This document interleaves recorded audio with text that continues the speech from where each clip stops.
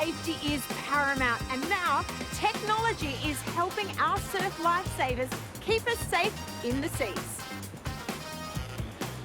UAVs or drones are part of the cutting-edge technology Surf Lifesaving Australia is now utilising. And Paul Hardy is the man in charge of takeoff. So Paul, how are Surf Lifesaving Australia using these drones in their day-to-day ops?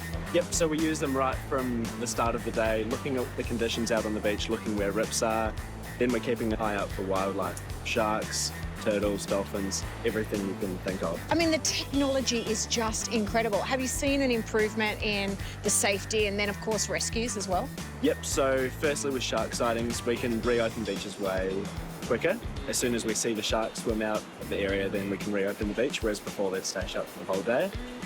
With rescues, if there's something happening, the drone can go straight to that location, determine if someone's in trouble or not. But Surf Lifesaving still relies on their trusty patrol fleet. The 5-seater Isuzu D-Max Ute and 7-seater MUX SUV make the perfect patrol cars, durable and dependable, and packed with all the extras. And lucky me, I get to take it for a spin on the sand.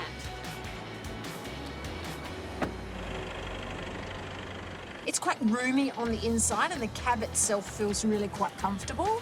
As well as having 2 or 3 lifesavers in here, you can have all your gear. So you've got your board, you've got your defib, you've got your oxygen, you've got your first aid kit, you've got rescue tubes. It's all kitted out. The surf cars were also used to transport our humble heroes to flood-affected regions. Yeah, so we drove out to northern New South Wales, out to Ballina, and it was perfect for the job with all the safety ratings that it has.